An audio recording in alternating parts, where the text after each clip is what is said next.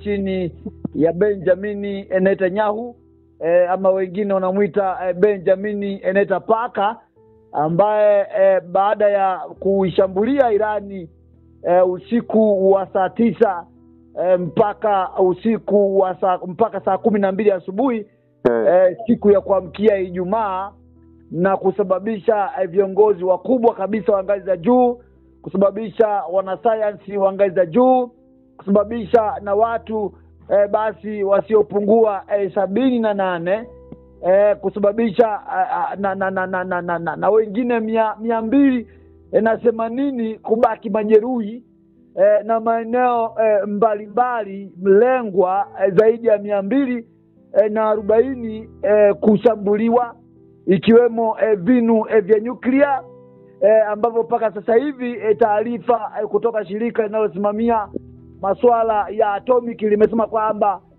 basi mionzi inavuja katika ukanda huo, na pia kushambulia base mbalimbali za kijeshi na viwanja vya ndege ambavyo vimekuwa ni viwanja vya maamuzi ndani ya taifa la Irani. Lakini kubwa kuliko ilikuwa ni taarifa kwamba viongozi waandamizi, wanasayansi mbalimbali, washauri wa rais, kamanda mkuu wa jeshi la RGC, kuwa wote hawa. Taarifa hizi ulimwengu ulipokea kwa masikitiko, lakini wengine walipokea pia kwa bashasha na lufufi. Lakini pia taarifa kutoka upande wa serikali hiyo sasa, ambayo iko chini ya Ayatollah Khamenei mwenyewe, kiongozi mkuu mwenye maamuzi na mamlaka ya taifa hilo, akasema ya kwamba Israeli wamevuka ule mstari mwekundu, na wenyewe pia wakapandisha bendera nyekundu, bendera ambayo kwa tamaduni za taifa la Irani inaashiria kwamba ni visasi dhidi ya taifa la Mungu ama Israeli. Na kweli taarifa zikatoka upande wa Israeli kwa wananchi wake ya kwamba wakae mkao wa kula, wapunguze mihemuko, wapunguze mizunguko isiyokuwa na maana, wapunguze makundi, wajifiche kwenye maandaki ya kujificha na mambo mengine, kwa sababu walishagundua kwamba taifa la Irani haliwezi likaacha hili jambo likaenda hivi hivi ama mkono mtupu wa ulambwi. Mwalimu, Irani imeshambulia Israeli kwa drones mbalimbali, lakini taarifa ni kwamba kuchanganya na drones na makombora yale balastiki, basi jumla ya mashambulizi 800 yamefanyika. Mashambulizi 800 yamefanyika. Ni moja ya shambulizi kubwa kabisa kufanywa na serikali ya Irani dhidi ya Israeli, na mfumo wa ulinzi wa Iron Dome wa Kilembe sio maalumu kwa kuweza kuzuia makombora ambayo ni missiles hizo. Ila wenyewe ni mfumo maalum wa kuzuia makombora ambayo ni ya masafa mafupi, ya makombora yaani makombora ya kawaida na drones. Lakini kwa bahati nzuri ama bahati mbaya, kwa upande wa serikali ya Israeli, makombora mengi pia yaliweza kufika na kulenga target, na magorofa mengi tu yameshambuliwa vya kutosha, na uharibifu umefanyika mkubwa ndani ya Tel Aviv. Na taifa hili la Mungu liliweza kuficha baadhi ya ndege zake kubwa za kiraia, ndege za kivita zilifichwa nyingi tu. Lakini ifahamike ya kwamba kuna taarifa ambayo hajathibitishwa na serikali ya Israeli inayosema kwamba kwa mara ya kwanza ndege ya kivita ambayo imekuwa ikitumiwa sana na serikali ya Israeli ya F-35, ndege ambayo hii imekuwa ikitengenezwa na serikali ya Marekani, ya kwamba imedunguliwa imedunguliwa ama imelipuliwa na baadhi ya makombora ya taifa la Iran. Taarifa hizi zimetoka upande wa Iran peke yake, lakini upande wa Israeli hawajapata kuweza kuthibitisha kama ni kweli imedunguliwa ama ni la. Tumepata kuona baadhi ya picha mtandaoni, lakini bado haijathibitika, lakini imedunguliwa kwa taarifa ambazo zipo. Wakati huo pia mashambulizi ambayo yamefanyika, ambao Iran imefanya mashambulizi mara 5 mfululizo kuelekea taifa la Israeli, na Israeli imepigika vile vile, sababu kwenye ile the law of relativity ama the law of cause and effect, ya kwamba in every action there is an equal and opposite reaction, kwa maana kwamba ukichokoza tu, ukifanya jambo tegemea pia matokeo makubwa. Kwa Maklebe, Irani amefanya ya kufanya makubwa hapo Mashariki ya Kati, na mpaka sasa hivi ninavyozungumza taifa hilo la Mungu ama taifa la kishetani, taifa la Israeli, waliweza kuanzisha upya mashambulizi dhidi ya serikali ya Irani. Na mpaka hivi ninavyozungumza na wewe mwalimu na la Mungu ni kwamba bado mashambulizi yanaendelea. Na kwa taarifa kutoka upande wa serikali ya Israeli, jana kamati kuu hiyo ya usalama walikaa kupanga nini kifanyike, na taarifa maamuzi ambayo yameamuliwa ni kwamba serikali ya Israeli itafanya mashambulizi kwa kipindi cha wiki 2 mfululizo mpaka hivi tunavyozungumza dhidi ya serikali ya Iran. Wakati huo huo serikali ya Iran pia imesema yenyewe pia itaendelea kujibu mapigo mfululizo dhidi ya serikali ya Israeli. Kwa hiyo Mwakilembe, niseme wazi kabisa kwamba hicho ndicho ambacho kinaendelea. Lakini pia wanaosimamia masuala zima ya nguvu ya atomic, mambo ya mionzi, wamedai kwamba tayari vinu vya nyuklia baadhi ambavyo viko ndani ya Irani vimekuja shambuliwa na vinavuja. Ni jambo ambalo ni hatari, sio tu hatari kwa Israeli ama sio tu hatari kwa upande wa Irani, lakini pia ni hatari katika maisha ya watu na viumbe wengine. Mwakilembe, nikiwa naendelea kutiririka katika mtiririko huo, naomba tu niweze basi kusoma machache ya yale ambayo yanaendelea huko ulimwenguni. Hatupendi vita, lakini walipofika na Trump amefurahi ya kwamba yeye amefurahi kuona kwamba viongozi wa ngazi ya juu, sababu mafanikio makubwa ya upande wa magharibi ni kuona viongozi wa ngazi ya juu wameuawa wa taifa la Irani. Na tunajaribu kuwaza ni je, nini shida? Je, ni intelijensia ni mbovu ya Irani? Je, ni Israeli imemzidi akili Irani? Kwa nini kila siku viongozi wanaendelea kuuawa? Kwa sababu mashambulizi ya Irani yanalenga majengo, na mwenzetu wa Israeli wale wanaweza wana uwezo mkubwa wa kuwalinda raia wao. Mpaka sasa hivi taarifa zote ni kwamba majengo yamegongwa, magorofa yamegongwa, uharibifu umefanyika mkubwa, na baadhi ya kambi za kijeshi zimegongwa. Lakini kikubwa ni kwamba ripoti inasema wamekufa watu 2 tu. Sasa hatufahamu ya kwamba je, ni kwa sababu pengine Israeli wanaficha taarifa zao, lakini kupigika wamepigika vizuri sana tu, lakini bado vita vinaendelea. Mwalimu na Mungu, uwanja wa ndege wa Mahere Abadi huko Teherani umeshambuliwa kwa makombora ya ndege la Israeli usiku wa kuamkia leo, imeripotiwa na taifa na IDF. Wakati huo pia taifa la Irani limeendelea kuishambulia Israeli katikati wa mji wa Tel Aviv. Kwa Mwakilembe, kwa mara ya kwanza Tel Aviv hapo ni kama vile kumekuwa kama vile kunaweza kumbe kukawa kama Gaza. Tel Aviv inaweza ikawa kama Gaza wasipokuwa makini. Inaweza ikawa kama Gaza tukashuhudia magofu, kwa sababu kwa kipigo cha usiku mmoja tu tayari magofu, tunaona magofu kwa macho yetu. Kumbe Tel Aviv inaweza ikawa pia kama Gaza.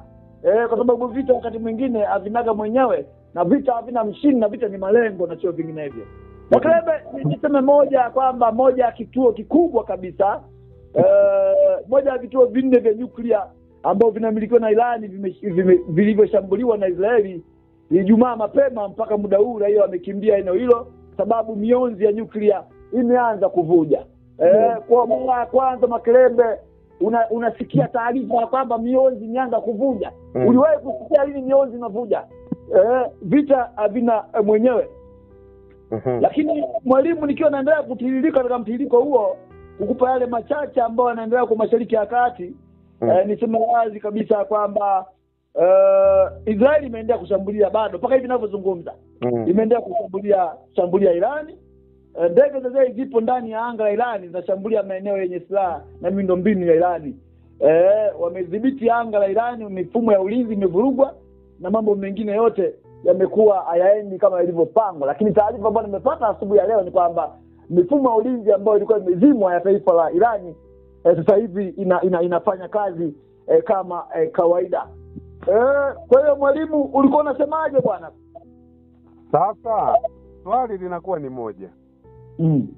Yaani anashindwa nini sasa Muirani? Unajua Muirani sasa na yeye mimi sijamuelewa eti. Maana viongozi wa ngazi za juu wanauliwa, yeye yuko bize kupiga magorofa. Sasa magorofa ni nini sasa? Yaani ndio hapo ambapo wadau na wao wanataka kujua huyu Mwajemi amekuaje siku hizi.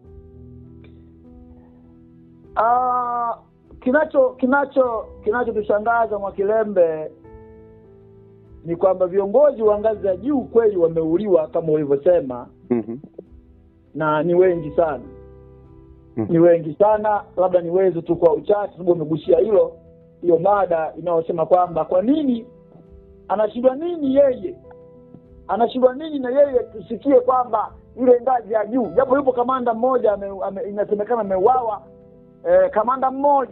kamanda mmoja wa jeshi la IDF, lakini bado kauli hii pia haijaweza kudhibitika vilivyo, lakini kamanda mmoja pia tunaomba ameuawa wa IDF. Mwalimu, viongozi waliouawa ambao imethibitika mpaka sasa. Na kwa nini serikali ya Iran inashindwa nini? Inakwama wapi? Yaani nini tatizo? Ni kwamba amezidiwa intelijensia. Kwa nini Israeli kila wakati inadondosha viongozi tena wakubwa? Majengo ndio utapiga majengo, wale wanajenga. Israeli inapewa msaada mkubwa na Marekani na Umoja wa Ulaya. Majengo wanajenga wao, hizi sio majengo. Lengo la Israeli ni kuinyamazisha, ni kuifuta, ni kuondoa uongozi wote wa serikali ya Irani. Na pale ambapo Israeli inapoua viongozi wa Irani, kwa nini Irani inakimbilia kushambulia majengo na mwisho siku hatupati matokeo kabisa? Tunataka kusikia Netanyahu labda kavunjwa miguu, yuko mahututi. Tunataka kusikia ile ngazi ya juu kabisa, viongozi wa juu kabisa wameuawa. Tunataka kusikia pia vile vile, lakini Myahudi amekuwa akiua sana viongozi wa Irani kwa kipindi kirefu. Na serikali ya Irani imekuwa ndio imefanya mashambulizi, imelipa kisasi, lakini tukiangalia matokeo ya kisasi hicho yako wapi? Ndio. Hapo ndipo ambapo tunaendelea kushangaa, mwalimu na la Mungu. Kwa wale ambao basi hawakuweza kupata taarifa hizo, Hussein Salami huwa aliuawa kamanda mkuu wa ulinzi wa mapinduzi wa Kiislamu. Imagine. Kamanda mkuu wa ulinzi ameuawa. Kamanda mkuu wa ulinzi ameuawa wa taifa la Irani. Ni majonzi Mwakilembe, na tuelewi ni intelijensia mbovu imekwaje. Golamar Rashidi, kamanda wa makao makuu ya Hatam al-Abia, pia ameuawa. Feldom Abasi, mwanasayansi wa nyuklia na mkuu wa zamani wa shirika la nishati atomic la Irani, pia ameuawa. Mohamed Mahdi Tetranchi, mwanasayansi mwingine wa nyuklia anayehusika na mipango wa silaha za nyuklia, pia ameuawa. Muhammad Bagheri, mkuu wa majeshi ya Irani, mkuu wa majeshi ya Irani mwalimu, naye ameuawa. Ali Chakamani, mshauri mkuu wa kiongozi mkuu wa Irani Ayatollah Khamenei, amejeruhiwa vibaya na mwenyewe pia yuko mahututi. Sasa unajiuliza, sasa ndio maana mashambulizi ya Irani ndio ni mashambulizi, lakini mashambulizi haya yanalenga nini? Yanalenga majengo, yanalenga nini? Mashambulizi yanalenga nini? Kwa nini Israeli yeye sasa anaua viongozi wa Irani, lakini Irani anaishia kushambulia tu? Hapo ndo sasa anapokwaza hapo. Sasa Mwakilembe, tufanyeje Mwakilembe? Tufanyeje? Sasa mwisho wa siku ni kwamba Urusi upo, lakini Urusi upo kimya, na Uchina wapo washirika wake wa karibu wakina pia wapo kimya, na vita vinaendelea. Sijui vita vitaisha lini, lakini bado vita vinaendelea, sababu Myahudi anasema kwamba yeye ana wiki mbili za kuweza kuishambulia taifa la Iran, lakini Iran anasema kwamba muda si mrefu ataenda kuanza kutumia makombora yake makubwa, yale ambayo hajawahi kuyatumia mahali popote pale. Na mifumo ya ulinzi ya Israeli labda iligoma kufanya kazi, iligoma kabisa kufanya kazi. Kama haya mdomi, mfumo ambao huwezi kujua makombora ya Iran. Isipokuwa David ile Stroh ile na zile R2 na R1 R2 ndio pengine inaweza kazuia, lakini kifupi ni kwamba pia Myahudi amechapika Mwakilembe, amechapika sio kidogo, lakini kikubwa ni kwamba huyu mwamba ameua viongozi wa nchi nzima. Mimi labda nitegemea kwamba Irani ingetakiwa itangaze vita. Ndio. Itangaze vita dhidi ya serikali ya Israeli. Moja kwa moja itangaze vita. Sasa Mwakilembe, hatujui kuna tatizo gani hapa katikati. Hatujui shida ni nini hapa katikati. Lakini vita ni malengo, na vita havina mwenyewe, na vita havina mshindi. Hivi ninavyozungumza Mwakilembe, bado kipigo basi kinaendelea. Ripoti ni kwamba ambayo ni rasmi nasema kwamba watu karibu 78 wameuawa ndani ya taifa la Iran, wengine 280 wamejeruhiwa, na maeneo mbalimbali kuharibiwa, yale maeneo nyeti, yale maeneo muhimu Kumbuka Israeli hajalenga raia, amelenga maeneo nyeti, maeneo muhimu, ikiwemo kuwa na viongozi. Teherani wao wamepeleka makombora yao moja kwa moja Tel Aviv, sijui wanamlenga nani. Mwakilembe, nadhani tutajua mbeleni, mambo ni mengi, taarifa ni nyingi, lakini kwa uchache sana ni hivyo na ndivyo jinsi ilivyo. Mwajemi ameuasha moto na Myahudi pia ameuasha moto, lakini upande wa magharibi wao wamefurahi kuona kwamba viongozi wa juu wameuawa. Wanasema kamanda huyu aliyeuawa, kamanda wa jeshi la Irani, amekuwa akiitishia sana Israeli kwa kipindi kirefu. Wanasema sasa aendelee kuitishia Israeli huko aliko. Mwakilembe, naam, tunatamani sisi vita vingeisha jana kweli, lakini cha msingi ni kwamba natamani Irani anatakiwa afanye jambo kubwa, dunia ishangae. ndio Sasa vinu vya nyuklia vinaharibiwa. Vinu vya nyuklia ambavyo Irani anavitegemea vinaharibiwa.